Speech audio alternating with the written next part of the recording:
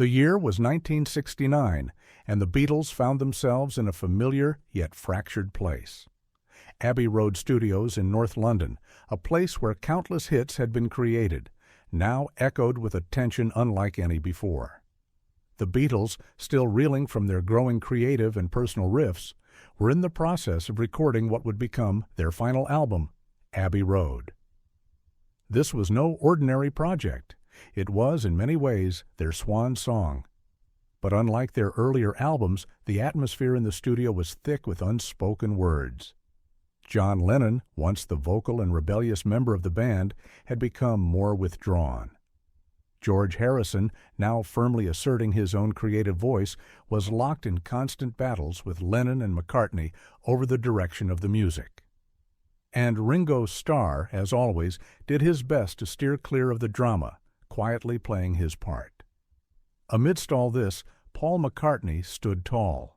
He was the driving force behind the recording sessions, determined to craft a record that would define the band's legacy.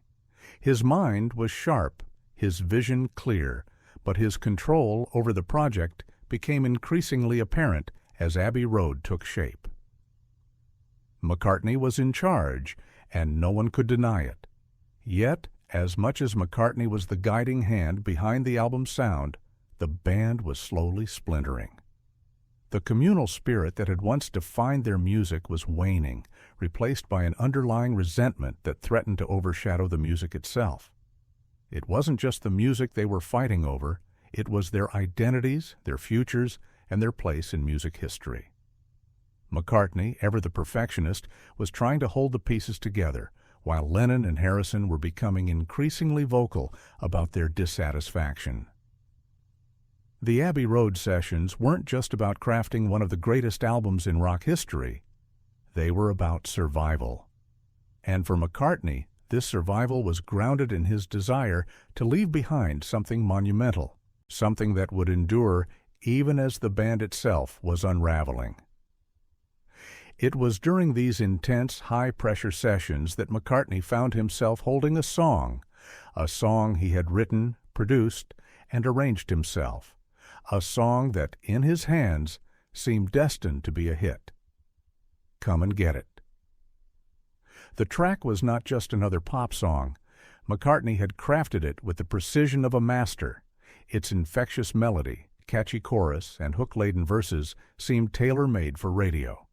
The song had everything going for it, a simple yet unforgettable musical signature that could have been a perfect fit for Abbey Road. But there was a catch. McCartney, who had long been the band's chief architect, was about to make a decision that would leave fans and even his bandmates perplexed. As the song lay before him, McCartney couldn't shake the feeling that Abbey Road was meant to be more than just a collection of tracks. It needed to be cohesive, it needed to make a statement, and it needed to be something that transcended the individual egos within the band. Come and Get It, as much as it was a hit waiting to happen, didn't fit the sound McCartney envisioned for the album. It was too pop, too polished for what was becoming a much darker and introspective work. But it wasn't just about sound. There were the tensions that had been simmering within the band. McCartney knew, deep down, that Come and Get It would never sit well with the other members. It was too much of a departure from the direction Abbey Road was taking. If McCartney put it on the album, it would only deepen the divide between him and the rest of the band. As the sessions continued, McCartney found himself grappling with more than just the music. He was balancing creative control with the fractured relationships that had begun to consume the Beatles. The more he thought about the track, the more he became convinced that it simply didn't belong on Abbey Road. The decision wasn't about the song's quality. It was about something much more personal. McCartney knew that his leadership over the band's creative process was becoming more authoritarian, even if it was necessary. And in that moment, he had to make a call. If he was going to preserve the integrity of the album, he would need to keep some of his ideas at bay. Come and Get It would not be part of Abbey Road. It was a difficult decision, one that would later haunt McCartney as the track became a massive hit. But in the world of Abbey Road, it was a decision made with conviction. McCartney wasn't just controlling the sound of the album, he was attempting to control the future of the Beatles. But that control came at a price. As McCartney moved forward with the album, he unknowingly sealed the fate of Abbey Road. The Beatles were no longer the band they once were, and the final track list was not only a reflection of McCartney's artistic vision, but also a product of a band on the verge of breaking up. The question remains: could McCartney have made a different choice? Could Come and Get It have been the track to unite the band and take Abbey Road in an even more groundbreaking direction? Or was the exclusion of the song just another manifestation of the growing tensions within the Beatles, a decision that further defined the disintegration of the group? Paul McCartney had always been a perfectionist, but with Abbey Road, his meticulousness reached new heights. The song Come and Get It wasn't just another piece in the puzzle of the Beatles' complex sound. It was McCartney's attempt to tap into the infectious, undeniable magic that made pop music so universally appealing. A track designed to be a hit, a track that could easily soar to the top of the charts. It wasn't a product of spontaneous inspiration, but rather a composition born out of McCartney's dedication to crafting something memorable. He wasn't just writing a song, he was thinking about the future, anticipating the sound that would captivate audiences. The song itself was a departure from the experimental sound that had defined the Beatles' later albums. It was straightforward, catchy, and crafted with an ear for mass appeal. Come and Get It was born in the chaos of Abbey Road's final sessions. At this point, McCartney was already deep into creating his vision for the album. It was a culmination of years of experimentation and refinement, but also, more than ever, a battle to keep the Beatles' sound relevant and innovative. The song had been written, produced, and arranged by McCartney with care, featuring everything from its melodic hook to its meticulously crafted instrumental arrangement. It was the perfect track to bring a fresh pop sensibility into the mix. But it wasn't just McCartney's craft that made this song unique. It was also the context in which it was created. McCartney was navigating a tense atmosphere within the band.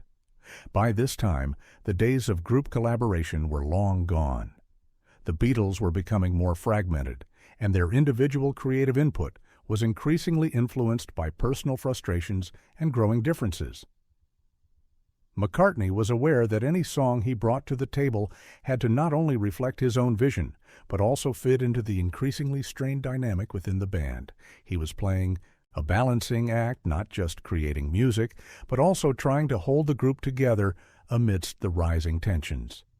So McCartney wrote Come and Get It with one clear intention: to create something that was undeniable in its appeal. He knew it had the potential to be a radio hit. It was polished, catchy, and had all the elements needed to reach a wide audience. There was no pretension, no complexity, just a simple, effective pop song. Yet, for all its potential, McCartney couldn't help but wonder if it was the right fit for Abbey Road. The album, which would eventually become one of the Beatles' most iconic records, was growing into something far more intricate, layered, and introspective. The complexity of the album's themes, especially the underlying tensions between the band members, was beginning to shape its sound, and McCartney, ever the visionary, was determined to give Abbey Road a sense of unity, a thematic cohesiveness that would tie the songs together. Come and Get It, while commercially viable, felt almost too straightforward. It was too pop-oriented, too shiny, and too easy. McCartney feared that including it on Abbey Road would undermine the album's integrity. As the sessions progressed, he became increasingly convinced that Abbey Road needed a particular mood, a sense of emotional depth that Come and Get It couldn't provide. But there was more to McCartney's decision than just the track's pop sensibility. McCartney was also grappling with his own sense of control. As tensions with Lennon and Harrison intensified, he became more protective over the album's direction. It was no longer just about the music. It was about preserving a sense of unity, of maintaining a certain quality of sound that McCartney felt Abbey Road deserved. He wanted the album to be his legacy, but he also wanted it to be something that encapsulated the Beatles' evolution as artists, not just a reflection of one person's vision. Come and Get It was, in McCartney's mind, a perfect pop song, but it didn't represent the complexity he wanted for Abbey Road. It was a track that belonged elsewhere, a song that didn't fit into the intricately woven tapestry of the album's mood and message. And yet, McCartney knew that in a different context, on another record perhaps, it would have found the success it deserved. Despite all the success it would eventually find with Badfinger, McCartney's decision was made. Come and Get It was left off Abbey Road. But this wasn't just a casual omission. McCartney didn't just leave it out by accident. He actively chose to keep it off, not because he didn't believe in it, but because he felt it didn't belong in the grand scheme of what Abbey Road was becoming. So, what could have been one of the Beatles' most straightforward hits became a footnote in the band's final chapter. The song was left behind in the studio, on the cutting room floor, while McCartney pressed forward, working tirelessly to shape the final product of Abbey Road. But as time would reveal, the absence of Come and Get It would be one of the many unresolved mysteries of the Beatles' final days. Why did McCartney make this choice? Was it really about the album's sound, or was there something deeper at play? A fear of success? A fear of letting go of control? The answer was something McCartney would never fully articulate. Yet the song's eventual rise to prominence as a hit, released by Badfinger in 1970, raised many more questions about McCartney's decision. What if Abbey Road had included Come and Get It? What could it have added to the record? But for now, as McCartney stood in Abbey Road Studios, he could only watch as his decision to exclude the track sealed its fate. Abbey Road would not contain this song, not now, not ever. By the time McCartney presented Come and Get It to the band, the Beatles were no longer the unified force they had once been. What had begun as a brotherhood, built on shared dreams and youthful ambition, was now fractured by personal differences, creative battles, and the growing awareness that the end of the band was approaching. The intense, sometimes volatile chemistry between the members was becoming increasingly difficult to manage, and Abbey Road, their last great project together, was both a creative triumph and a reflection of the chaos within. The studio environment at Abbey Road was tense. The Beatles had been through a lot, both professionally and personally, by the time they entered the final stages of their recording career. Each member was dealing with their own struggles. Lennon had grown distant from the group, often preoccupied with his relationship with Yoko Ono and his growing disillusionment with the band's dynamics. Harrison, once the quiet, reserved member, had found himself with an increasing desire to explore his own musical ideas, which were frequently dismissed by the others. And Ringo Starr, always the peacemaker, was caught in the middle, trying to stay out of the conflicts, but increasingly frustrated with the turmoil. For McCartney, the battle wasn't just about creating the perfect album. It was about holding the band together. He had long been the driving creative force behind the Beatles, but in 1969, his role became both more prominent and more contentious. The pressure to keep the band functioning as a unit weighed heavily on him. The more the band members clashed, the more McCartney doubled down on his control over the album's direction. McCartney's decision to exclude Come and Get It was deeply tied to these tensions. While the song was undoubtedly catchy, he was acutely aware of how the other members would react to it. Lennon and Harrison, already at odds with McCartney's leadership, would see this type of pop song as a step backward, too simple, too commercial. In their eyes, it was the kind of track that had no place on an album that was supposed to be more artistically ambitious. Harrison, in particular, was frustrated with the band's lack of recognition for his own contributions to their music. He had spent years being sidelined in favor of Lennon and McCartney's more dominant ideas. But with Abbey Road, Harrison's presence was growing. He had written some of his most notable tracks for the album, including Something and Here Comes the Sun, which would go on to become some of the Beatles' most beloved songs. For Harrison, the exclusion of Come and Get It was just another example of McCartney's dominance in a band that was supposed to be a creative partnership. He was starting to grow weary of McCartney's all-encompassing control. Lennon, on the other hand, had already mentally checked out.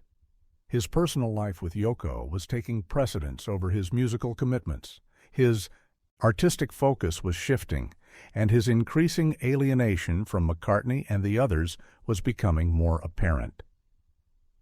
The peace and love ethos that the Beatles had once championed now felt hollow in the face of all the internal conflict.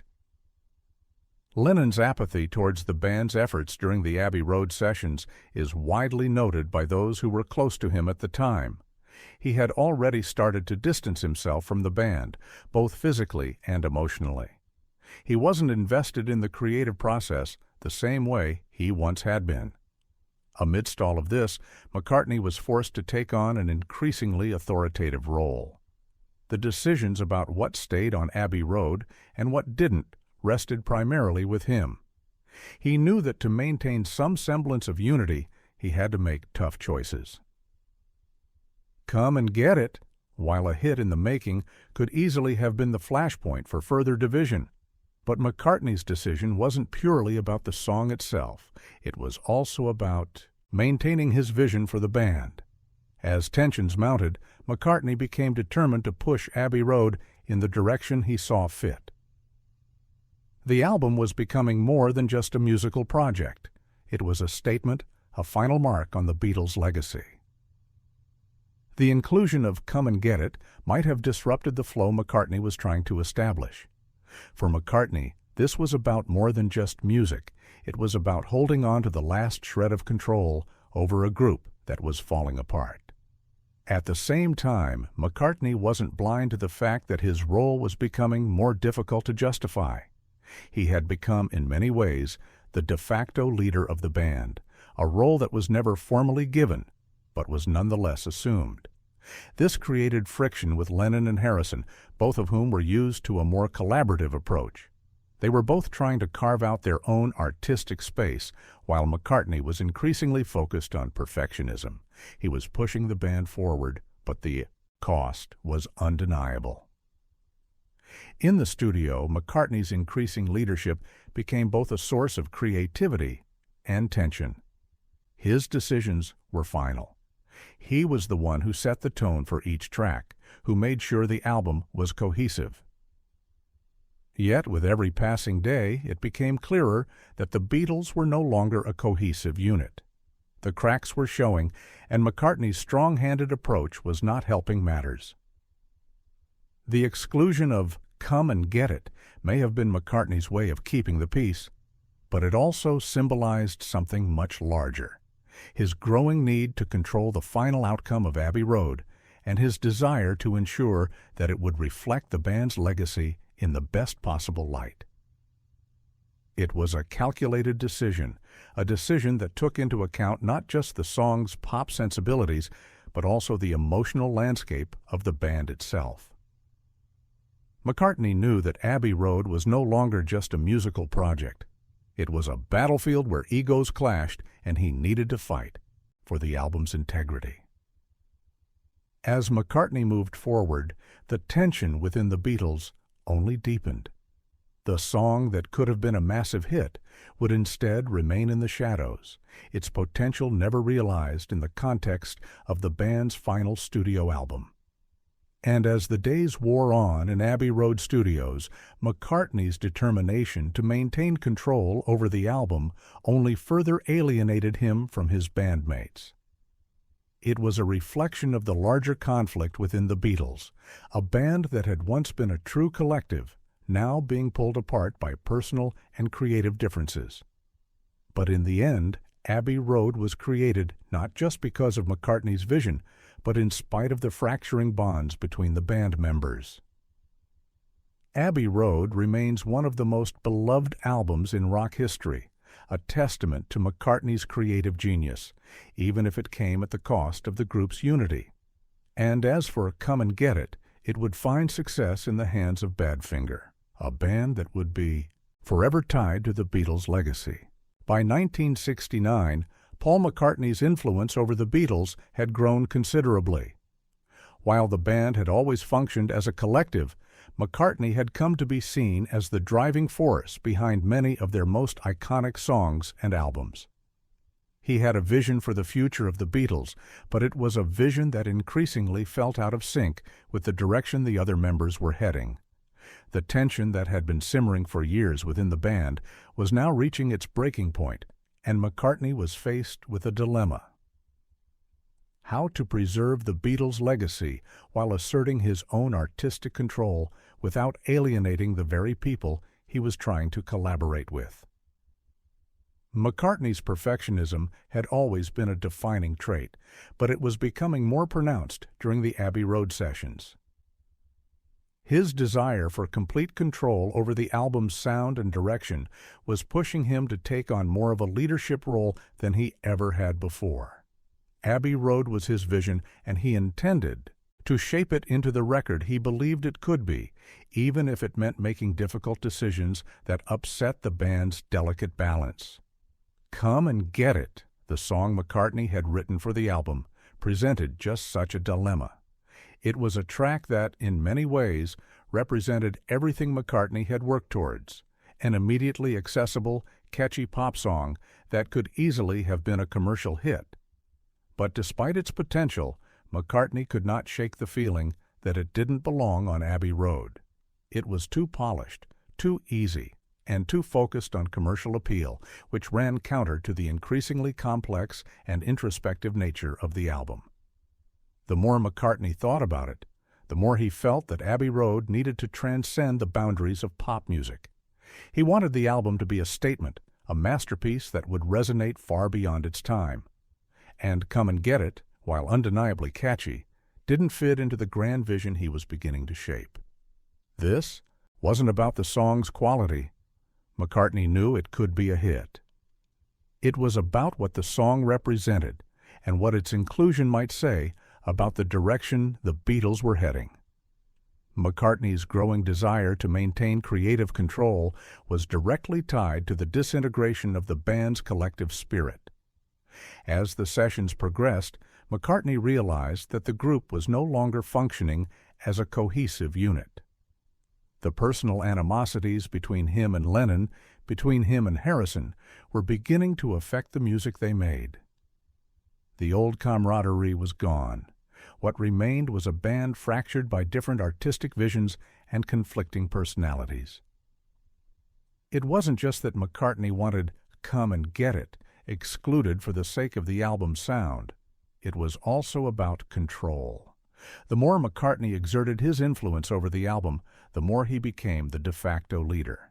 And with that leadership came the burden of making decisions that would ensure the album's integrity, even at the cost of alienating his bandmates further. In McCartney's mind, Abbey Road needed to be a reflection of the Beatles' evolution. The complexity and depth of the album required a different kind of material, something that would push the boundaries of what the Beatles had done before.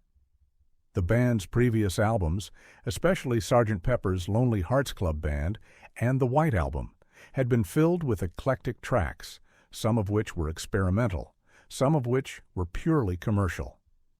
But with Abbey Road, McCartney wanted to create something more cohesive, something that would represent the final chapter of the Beatles' legacy. Come and Get It didn't fit into that vision. It was a product of the old Beatles, the ones who were hungry for commercial success and fame. The Abbey Road McCartney envisioned was far more introspective, steeped in a sense of finality and reflection. For McCartney, including Come and Get It would have been a distraction from the emotional depth the album needed. It would have been a reminder of the band's earlier, more carefree days, days that no longer existed. McCartney's decision to leave Come and Get It off Abbey Road was as much about preserving the album's artistic integrity as it was about maintaining control over its direction. But in doing so, he also solidified his position as the band's leader, whether the others accepted it or not. This control came at a price. The Beatles' sense of equality was slipping away, and McCartney's growing dominance was starting to feel like an imposition to Lennon and Harrison.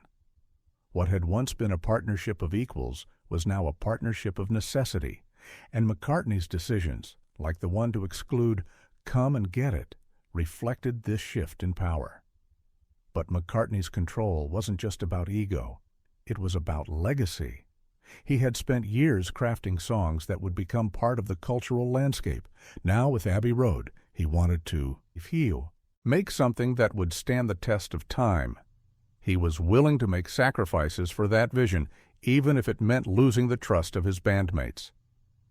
Abbey Road needed to be perfect, and McCartney was determined to ensure that every element of the album aligned with his vision of musical greatness. Yet, as history would show, McCartney's choice to exclude Come and Get It would eventually haunt him. The song became a major hit after being recorded by Badfinger, a band signed to the Beatles' Apple Records label. The success of the song only added to the irony of McCartney's decision. Was he right to leave it off? Or had he made a grave mistake by letting a potential hit slip through his fingers? For McCartney, though, the question wasn't whether Come and Get It could have been a hit. It was whether it would have diluted the essence of Abbey Road. In his mind, the artistic integrity of the album was paramount. The exclusion of the song, while painful, was a necessary decision to ensure that Abbey Road would be remembered as a cohesive, timeless piece of music. And yet, as time went on, McCartney couldn't help but wonder, did the song's exclusion make Abbey Road the masterpiece he had hoped for, or had he lost something vital in the process? As Abbey Road neared completion, McCartney's decision to leave Come and Get It off the album was final. The track, which he had initially written with great enthusiasm, would not be part of the Beatles' swan song. When the album was released in September 1969, it was met with widespread critical acclaim and commercial success. Abbey Road would go on to become one of the most iconic albums in rock history, with tracks like Something, Here Comes the Sun, and Come Together cementing the Beatles' place in the annals of music. Yet, in the shadow of the album's success, one question remained. Was Abbey Road truly complete without Come and Get It? McCartney's exclusion of the track had been a calculated decision, but it wasn't without its consequences. While the album was undeniably brilliant, its exclusion of what would become a chart-topping hit added a layer of irony that would only grow with time. The decision to exclude Come and Get It was, in part, a reflection of McCartney's vision for the album. The Beatles were no longer the band they had once been. The spirit of experimentation that had defined their earlier work was fading. In its place, McCartney was trying to create something cohesive, something that would mark the end of their journey together. He believed that Abbey Road needed to reflect this. Its themes had to resonate with a sense of finality, of reflection, of a band coming to terms with its own legacy. But Come and Get It was more than just a pop song. It was a representation of everything McCartney had built, a piece of musical craftsmanship that could have easily found a place on Abbey Road. The song's exclusion was not just about artistic vision. It was about McCartney's growing need to maintain control over the band's direction. He was trying to preserve the integrity of Abbey Road while also managing the growing creative divides within the band. The tensions between McCartney and his bandmates had only worsened. Over the course of the recording sessions, and as much as he tried to hold things together, the cracks were becoming harder to ignore. The exclusion of Come and Get It was McCartney's way of keeping the album in line with his vision of Abbey Road as a carefully crafted, cohesive project that reflected the band's evolution. But as much as he tried to impose order on a disintegrating band, McCartney could not have predicted the lasting effect of his decision. While Abbey Road would be hailed as a masterpiece, the song that could have made it even more iconic was now left out in the cold. In many ways, the exclusion of Come and Get It marked the beginning of the end for the Beatles. As much as McCartney had tried to preserve the band's integrity with his creative choices, it was becoming increasingly clear that the Beatles' time was running out. The personal and creative rifts between the members were too deep to repair, and Abbey Road would be their last album as a cohesive unit. Yet, in the larger picture of Abbey Road's release, the exclusion of Come and Get It would not be immediately felt. The album was an undeniable success. Critics hailed it as a triumph, a fitting farewell for a band that had changed the course of music history. The Beatles had, in many ways, reinvented themselves for the final time, crafting an album that would go on to inspire generations of musicians and fans alike. But for McCartney, there would always be the lingering question: was Abbey Road really the best version of what the Beatles could have been? In the wake of Abbey Road's release, Come and Get. It was still fresh in McCartney's mind, but it was becoming a distant memory, one that had been eclipsed by the album's success. However, fate would have its say. The song was not destined to be forgotten. Shortly after Abbey Road hit the shelves, McCartney handed Come and Get It over to Badfinger, a band he had signed to Apple Records. He thought little of it. After all, he had made his decision, and the track had been left behind in favor of Abbey Road's more complex sound. But in the hands of Badfinger, Come and Get It took on a life of its own. The song, now released as a single by the band, became a massive commercial success. It reached the number 7 on the Billboard Hot 100 in 1970, proving to be a hit far greater than McCartney had anticipated. The success of the song added a layer of irony to McCartney's decision. It became a commercial triumph in a context that McCartney had never imagined. What had been an unwanted track on Abbey Road became an instant classic, a piece of pop history. For McCartney, the success of Come and Get It was bittersweet. He had made the decision to leave the song off Abbey Road for artistic reasons, believing it would disrupt the cohesion of the album. Yet, with the song now topping the charts, he was forced to confront the possibility that in his attempt to preserve Abbey Road's integrity, he had missed an opportunity. He had created a masterpiece, but he had also excluded a song that could have further elevated the album's status. In many ways, McCartney's decision reflected the larger dynamic within the Beatles at the time. The band was no longer the cohesive unit it once was.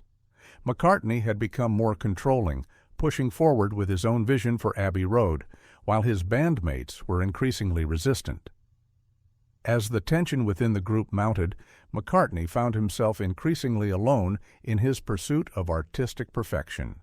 The exclusion of Come and Get It was just one more example of McCartney's drive to maintain control, something that, in hindsight, may have ultimately contributed to the band's dissolution. In the months following the release of Abbey Road, while the Beatles continued their internal unraveling, McCartney's decision to exclude Come and Get It quietly set the stage for the song's surprising future. What had been dismissed as too pop, too commercial for the final album, became one of the most iconic tracks that the Beatles' own label, Apple Records, would ever produce. But not in the way McCartney had envisioned. The track, now in the hands of Badfinger, would soon be a hit, charting higher than McCartney had ever expected for a song that he had thought was too simple for Abbey Road. McCartney's initial reaction to handing the song off to Badfinger was one of detached professionalism. He likely saw it as a favor for the band, thinking that it would give them a nice track to record and a chance for them to break into the mainstream. But as the song began to gain traction, McCartney had to confront the reality of his decision. He had excluded a track that was destined to become a hit.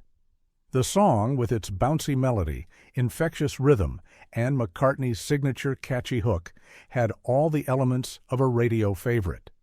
Despite McCartney's concerns about its pop sensibility, the track's accessibility resonated with the public in a way that few others could. Badfinger, a band that had yet to find commercial success, was handed a golden opportunity with Come and Get It. It became a perfect fit for the group's style, an up-tempo, feel-good song that perfectly showcased their potential. Within months of its release, the song hit number 7 on the Billboard Hot 100, marking the first big commercial success for Badfinger. And it proved that McCartney's misgivings about the song's potential were misguided. For McCartney, the song's success would have been both exhilarating and frustrating. On the one hand, he had helped Badfinger break into the big leagues, offering them a song that showcased their abilities. But on the other hand, the commercial triumph of the track underscored the decision he had made to leave it off Abbey Road. McCartney, always concerned with how his work would be received, could not help but wonder, what if? What if Come and Get It had been part of the Beatles' final album? Would it have been as successful as it was in Badfinger's hands? Would it have altered the public's perception of Abbey Road? The song's rise to prominence added a layer of irony to McCartney's original decision. He had removed it from Abbey Road because he felt it didn't fit with the album's more somber, reflective tone, opting instead for a more nuanced, mature sound. He had believed that the song's straightforward pop appeal was too commercial for what was supposed to be the Beatles' artistic farewell. However, as Badfinger embraced the song and turned it into a hit, McCartney was forced to confront the possibility that perhaps his vision for Abbey Road had been more limited than he had realized. McCartney's decision to keep Come and Get It off Abbey Road had been deeply rooted in his desire to create an album that would be taken seriously, one that would be remembered for its artistic merit and cohesion. He had crafted Abbey Road with careful deliberation, ensuring each track contributed to the overall narrative and emotional arc of the album. The exclusion of Come and Get It was part of that vision, a vision that prioritized cohesion over commercial success. McCartney believed that Abbey Road should be seen as a work of art, not just as a collection of individual hits. Yet, as the song climbed the charts and became one of Badfinger's most significant contributions to music, McCartney could not ignore the fact that his exclusion of Come and Get It had cost the Beatles one of their potential chart toppers. The song, which McCartney had dismissed, had gone on to define Badfinger's early years in the music industry, and it had left McCartney wondering whether he had made the right call after all. As much as McCartney had believed that leaving Come and Get It off Abbey Road was a necessary decision, the song's success proved that there was another side to the story. Perhaps McCartney had underestimated the broader appeal of the song, or perhaps it had simply been a matter of timing. Had the track been included on Abbey Road, it would have undoubtedly brought a fresh, commercially viable sound to the album, a sound that might have appealed to a different kind of listener. But Abbey Road was already a masterpiece, and its success was defined by the sum of its parts. Without Come and Get It, it became an album that would be remembered for its complexity, its emotional depth, and its musical brilliance. But the question remained, could McCartney have had both? Could Abbey Road have embraced Come and Get It without compromising its artistic integrity? Or was McCartney right to exclude the song, making the choice that would ensure the album's cohesiveness, while letting the song live a life of its own in the hands of Badfinger? As the years passed, McCartney's decision to exclude Come and Get It became an intriguing footnote in the story of Abbey Road. The song, though not part of the Beatles' final album, had found a new life in the hands of another band, one that was grateful for the opportunity and would go on to achieve a measure of success, thanks to McCartney's creative generosity. But for McCartney, the success of the song always carried with it a hint of regret. As time passed and the world celebrated the lasting impact of Abbey Road, a lingering question continued to haunt those who were close to the Beatles during its creation, and perhaps even Paul McCartney himself.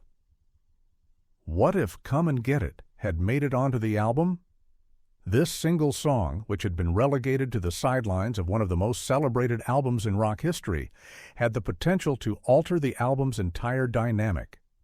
Would it have diminished Abbey Road's legacy? Or could it have been the song that bridged the gap between the Beatles' earlier, more commercially focused work and their final artistic statement?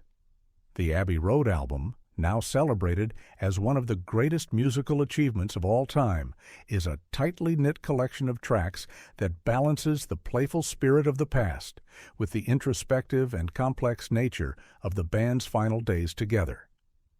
The album is emotionally charged, with moments of lightness but also profound weight, particularly in the closing suite of songs that bring the Beatles' career full circle.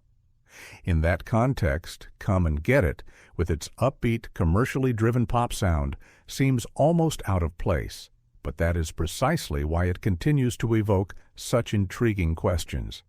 If McCartney had included Come and Get It on Abbey Road, it would have been one of the only tracks on the album that could be considered overtly commercial. And while its absence can be justified by the artistic choices McCartney made to maintain a cohesive sound and tone, it begs the question of whether its inclusion would have created a new dynamic, one that could have resonated with a broader audience. Come and Get It was, without question, a hit in the making. It had everything needed to be a radio-friendly, mass-appeal anthem. A catchy hook, a driving rhythm, and McCartney's trademark pop sensibility. The song's simple yet effective structure was instantly accessible, offering a refreshing contrast to some of the more introspective, experimental tracks on Abbey Road. Had the song been included, it might have been the hit single that brought a new audience to Abbey Road, an album that, despite its critical success, could have benefited from more commercial exposure during a time when the Beatles were beginning to lose some of their mainstream relevance.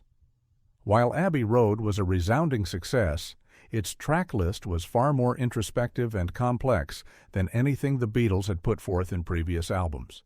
The inclusion of a track like Come and Get It could have been an anchor, offering a lighter, more mainstream sound that would have contrasted with the deeper, more melancholic moments on the album. It could have provided a sense of balance, breaking up the intensity of tracks like I Want You, She's So Heavy, and the introspective, almost mournful Golden Slumbers. Perhaps it would have served as a perfect, crowd-pleasing moment, one that softened the album's emotional weight while still adhering to McCartney's drive for perfecting his art. At the same time, had Come and Get It been included on Abbey Road, it might have acted as a subtle nod to the Beatles' earlier days. McCartney, with his penchant for catchy pop songs, had long been known for his ability to craft timeless hits from Yesterday to Hey Jude. Come and Get It could have represented a moment of continuity, reminding listeners of the band's roots, their early pop successes, and their unparalleled knack for creating instantly recognizable tunes. For all of Abbey Road's complexity and sophistication, McCartney's love for simple pop melodies was still at the core of his creative expression. In that sense, including Come and Get It could have reinforced the idea that the Beatles were not abandoning their past, but rather evolving from it. The track could have been a bridge that connected the earlier, lighter Beatles with the more mature, experimental versions of the band members now confronting their inner turmoil. It might have been the perfect blend of old and new, an example of how the Beatles could be both commercially successful and artistically significant in one fell swoop. On the other hand, there's the possibility that including Come and Get It could have diluted the emotional depth of Abbey Road. The decision to exclude it was not just based on its pop sensibilities, but on the need for a unified vision, one that captured the tension and complexity of the Beatles' final days together. By removing the track, McCartney kept the album tight, cohesive, and emotionally focused, avoiding any unnecessary distractions. The inclusion of "Come and Get It" might have shifted the album's tone, possibly making it feel more fragmented or less focused on the overarching themes of transition, farewell, and the breaking apart of the group.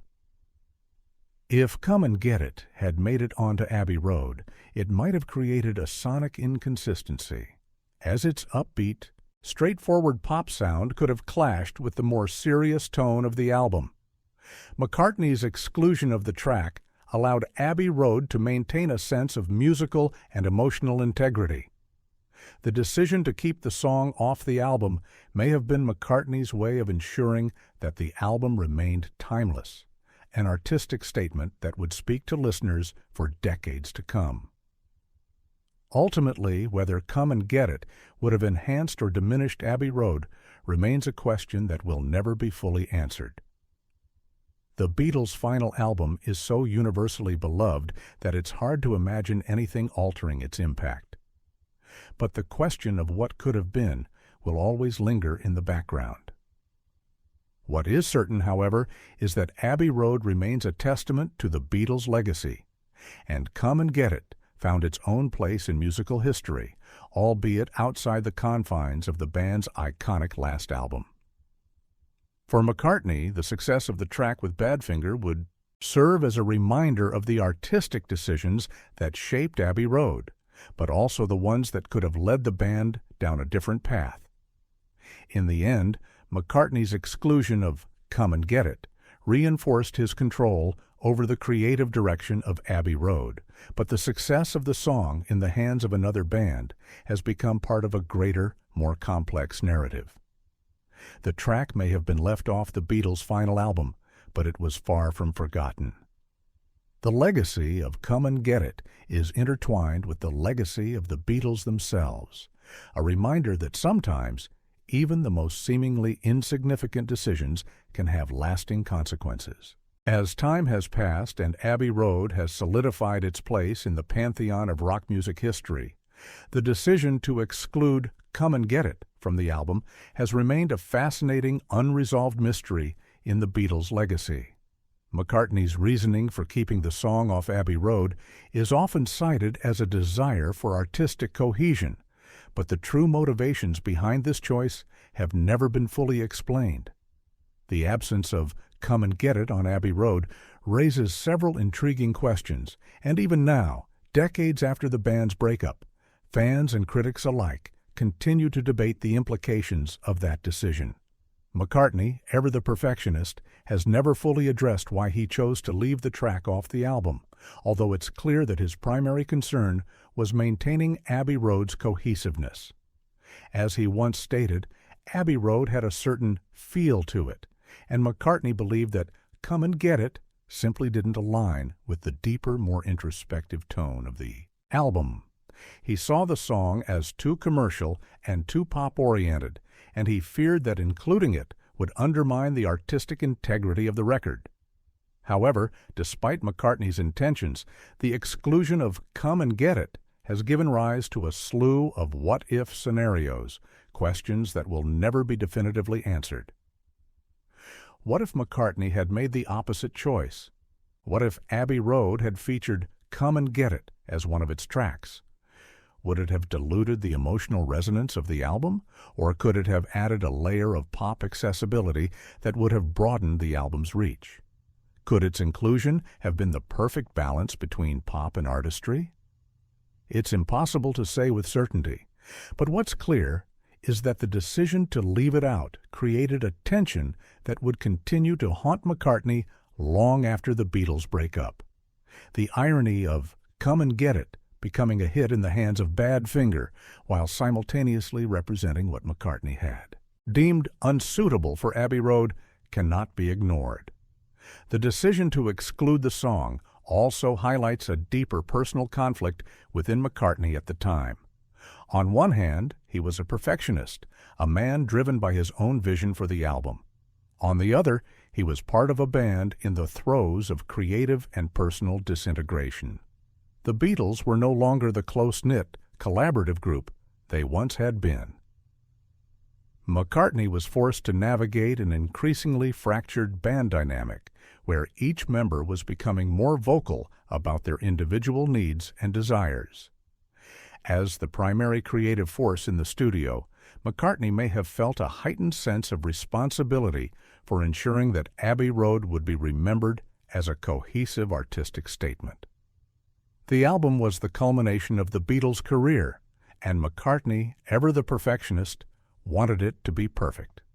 He also knew that the band's internal dynamics were beginning to crack, and Abbey Road would be their swan song. It's possible that he believed the exclusion of "Come and Get It" was necessary to maintain the emotional and musical integrity of the album. But the fact that the song went on to become a commercial success left a shadow over McCartney's artistic control. In a sense, the decision to exclude "Come and Get It" can be viewed as a microcosm of McCartney's broader struggles within the band at the time. McCartney was caught in a difficult position, trying to assert his creative control over a disintegrating band, while also dealing with the fact that he could not fully control the fate of the songs he worked so hard to create. The song's later success, especially after being handed off to Badfinger, was a stark reminder that McCartney's decisions did not always lead to the outcomes he expected. Beyond McCartney's personal struggles with the track, the decision to leave "Come and Get It" off Abbey Road also raises larger questions about the Beatles' final days as a band. By 1969, the Beatles were no longer the unit they once were. The intense personal and professional strains that had been building for years were reaching their breaking point, and Abbey Road was a reflection of that tension. The fact that Abbey Road was the last album the Beatles would ever record together is, in many ways, an unresolved story in itself. Abbey Road has long been hailed as a masterpiece, and while it stands as a fitting end to their creative journey, there are still lingering questions about how much more the band could have achieved had they stayed together. Could Abbey Road have been a more complete reflection of the Beatles' potential if the tensions had been addressed differently? Was McCartney's control over the album a necessary move to save the group from further fragmentation, or did it simply accelerate the inevitable? Moreover, the success of "Come and Get It" in the hands of Badfinger adds another layer of intrigue to the story of the Beatles' final days. McCartney was famously protective of his songs, and the fact that "Come and Get It" was later turned into a major hit by another band reflects the artistic and professional fractures that were taking shape within the Beatles. The track's success outside the context of Abbey Road speaks to the missed opportunities within the band. It's an ironic twist, highlighting McCartney's internal struggle and the creative rifts that eventually led to the Beatles' split. While McCartney's decision to exclude "Come and Get It" was undoubtedly an artistic choice, the song's later success has left a lasting impact on how we view Abbey Road today. The track's exclusion remains a source of intrigue, contributing to the narrative of the Beatles' final years. It's a decision that, in hindsight, might have been different. Abbey Road might have benefited from the inclusion of the song, or perhaps it would have changed the album's legacy altogether. We can only speculate. In the grand scheme of the Beatles' career, Abbey Road stands as a testament to their extraordinary musical journey. But the questions surrounding "Come and Get It" offer a glimpse into the complexities of that journey. For McCartney, the exclusion of the song was a calculated move to maintain the integrity of Abbey Road, but the song's later success is a reminder that sometimes the best decisions don't always lead to the outcomes we expect. And so, the mystery remains. Why was "Come and Get It" left off Abbey Road? What could have been if McCartney had included it? These are the questions that will forever linger in the lore of the Beatles, their final chapter, and their lasting influence on the world of music. As Abbey Road continues to be celebrated as one of the defining albums of the 20th century, the decision to exclude "Come and Get It" continues to reverberate through the story of the Beatles. McCartney's choice reflects not only his personal artistic vision, but also the tension and fragmentation that marked the final years of the band. The Beatles were not just a band, they were an institution, and as they reached their final days, the weight of that legacy was both a burden and a blessing. McCartney, in many ways, saw himself as the last keeper of that legacy. He understood the magnitude of what Abbey Road represented, not just for the Beatles, but for the world of music. The stakes were higher than ever. Each song, each decision carried more weight than it ever had before. And when it came to Come and Get It, McCartney's choice to exclude it was, at its core, about more than just musical integrity.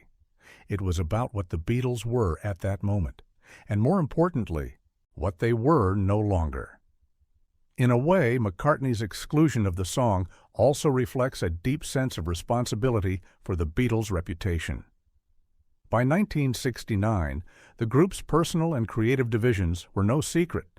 The years of experimentation, boundary-pushing innovation, and outright chaos had led to a profound sense of artistic exhaustion. McCartney, in particular, had shifted from being part of a collective creative force to becoming the project's primary architect, particularly on Abbey Road. With the band's future in doubt and the emotional climate at a breaking point, McCartney likely saw Come and Get It not as a pop hit, but as a reminder of the early, carefree days of Beatlemania, a time that felt both distant and irretrievably lost. Perhaps McCartney feared that allowing such a song onto Abbey Road would diminish the emotional and intellectual weight he was hoping to leave with the album. Abbey Road was, for McCartney, an artistic statement, a farewell that, while representing the Beatles at their creative peak, also captured the band's profound sense of loss and inevitable dissolution. Every note, every melody, and every arrangement had to be imbued with that finality.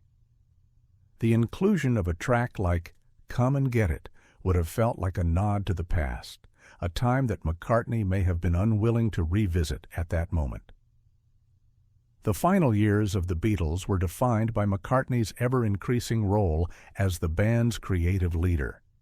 While Lennon and Harrison had contributed brilliant songs to Abbey Road, it was McCartney who dominated the sessions, pushing for cohesion and perfection. But this shift in power wasn't just artistic, it was personal. McCartney's desire to hold the reins of the band's creative direction reflected his fear of losing control, both over the band and his place in musical history. He was conscious of the fact that Abbey Road was, in many ways, the Beatles' last statement as a group, and McCartney wanted to ensure that the album was remembered for its grandeur, sophistication, and artistic integrity. In his mind, Come and Get It simply didn't fit into that grand vision. It was too easy, too light, and too commercially appealing. The song was a reminder of the band's earlier days, when hit singles and widespread popularity were the primary focus. McCartney had evolved beyond that. Abbey Road was meant to be a culmination, a final serious piece of work that would reflect the deeper, more reflective side of the Beatles. Yet this decision to take control of the Abbey Road sessions, to impose his will on the music and the band, was both a creative triumph and a point of contention. McCartney's role as the primary decision-maker in the Beatles' final years became a source of tension with Lennon and Harrison, who both chafed against his dominance. Lennon, in particular, had become increasingly distant during the sessions, while Harrison, for the first time, was asserting his own voice within the band. In many ways, McCartney's exclusion of Come and Get It was symbolic of the power struggles that had defined the Beatles' last years, a struggle for control over both their artistic direction and their collective future. But McCartney's leadership was not just about domination, it was about preserving the band's legacy. And Abbey Road was McCartney's way of ensuring that the Beatles would leave behind something meaningful, something that would endure long after the band had broken up. Abbey Road was his chance to show the world that, despite the personal and creative fractures within the band, the Beatles were still capable of producing something beautiful, something that could stand the test of time. The ultimate irony of McCartney's decision to exclude "Come and Get It" from Abbey Road is that, in the hands of Badfinger, the song became a commercial success. Exactly what McCartney had not wanted for Abbey Road. While McCartney had seen "Come and Get It" as too commercial, too light for the album, Badfinger's version of the song soared to number 7 on the Billboard Hot 100, proving that it had the potential to be a hit all along. The success of "Come and Get It" in Badfinger's hands is a testament to McCartney's own musical genius and the limitations of his artistic control. He had dismissed the track because it didn't fit within his vision for Abbey Road, but in doing so, he had underestimated the song's universal appeal. "Come and Get It" became a pop classic, proving that sometimes even the songs we deem too simple or too commercial can resonate deeply with the public. McCartney's decision to leave it out of Abbey Road ultimately became a fascinating paradox. He had created a perfect pop song, but in his pursuit of artistic integrity, he had left it behind, only to watch it become a major hit with another band. And yet, Abbey Road remains untouched by this irony.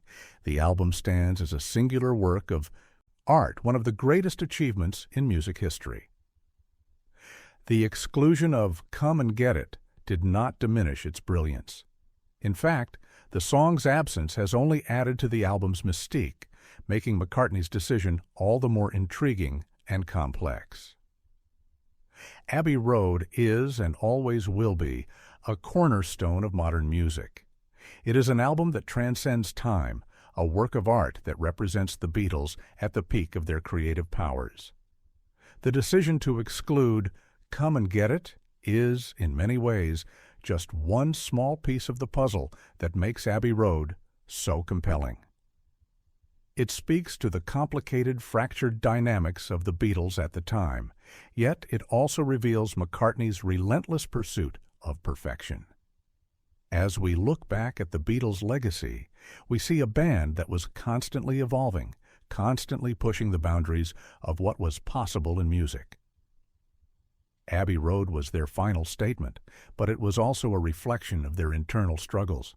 The album is a reflection of their journey, one that was filled with triumph, tension, and ultimately, farewell. McCartney's decision to exclude "Come and Get It" was part of that farewell. It was a choice that defined the album, just as the band's internal strife defined their final years. But in the end, Abbey Road is remembered not for what it left out, but for what it gave us: the music, the creativity, and the profound sense of closure that only the Beatles could provide. The decision to leave "Come and Get It" behind may have been a turning point in their creative journey, but it was just one piece in the larger story of the Beatles, a story that will continue to captivate and inspire for generations to come. In the end, the decision to leave "Come and Get It" off Abbey Road speaks volumes about the complexities of the Beatles' final years. McCartney's decision was not just a musical choice, it was a statement about control, artistic integrity, and the band's fractured relationships. The exclusion of the song marked a pivotal moment in the creative process of Abbey Road, a moment that underscores the delicate balance McCartney was attempting to strike, maintaining the artistic cohesiveness of the album while navigating the growing tensions within the band. The song, in many ways, represents the crossroads where the Beatles' earlier pop-driven success met their later, more experimental and reflective phases. McCartney, ever the perfectionist, believed Abbey Road had to be a complete, unified statement, an album that would stand as their final artistic expression. For him, "Come and Get It" was too simple, too commercial to belong in the complex tapestry of Abbey Road. Yet the song's later success, especially after Badfinger turned it into a major hit, serves as a reminder of the unpredictable nature of creativity. What McCartney saw as an unnecessary pop track became a chart-topping anthem, proving that sometimes the simplest ideas are the ones that resonate most with the public. The irony is not lost. McCartney, in his pursuit of perfection, had inadvertently excluded a potential hit, while Badfinger went on to achieve success with the very song McCartney had deemed unsuitable for Abbey Road. But even as the song found success, Abbey Road remained untouched.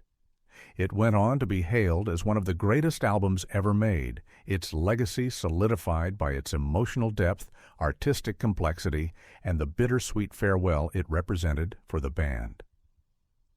The exclusion of Come and Get It only adds to the album's mystique, an album that exists in its own right, with its own identity, separate from any what-ifs or missed opportunities. McCartney's decision to leave Come and Get It off Abbey Road also marked the end of an era for the Beatles. The internal struggles, creative differences, and personal tensions that had been building for years finally reached their peak. What started as a collective effort had, by 1969, become a project led by McCartney, with the other members increasingly disconnected from the band's central vision. The exclusion of the song represents more than just an artistic decision. It encapsulates the fractured, evolving nature of the band in their final years. Yet, in the grand narrative of the Beatles' legacy, Abbey Road remains a testament to what they were at their best, a band that, despite its internal struggles, created something timeless and extraordinary. And while Come and Get It might have been a commercial success in the hands of Badfinger, its absence from Abbey Road did not diminish the album's greatness. It only deepened the layers of complexity that continue to fuel discussions and intrigue about the Beatles' final moments. In the end, McCartney's decision to exclude Come and Get It was just one of many in the final chapter of the Beatles. It speaks to the tension, the uncertainty, and the creative ambition that marked the band's last years together. And while we may never know if including the song would have changed the course of Abbey Road, one thing is certain: the album remains a defining statement of their legacy, one that stands apart, independent of what could have been, and forever a part of the cultural fabric they helped to shape. As we reflect on Abbey Road and the Beatles' journey, we are left with the reminder that creativity is often shaped by the very decisions that seem small at the time. The exclusion of Come and Get It may have been one such decision, but it remains an indelible part of the story, an open loop in the saga of the Beatles, with its unanswered questions adding depth to the band's narrative. In the end, the Beatles' legacy is not defined by what they left behind, but by what they gave the world. An album that remains a masterpiece, perfectly imperfect, just as the band was.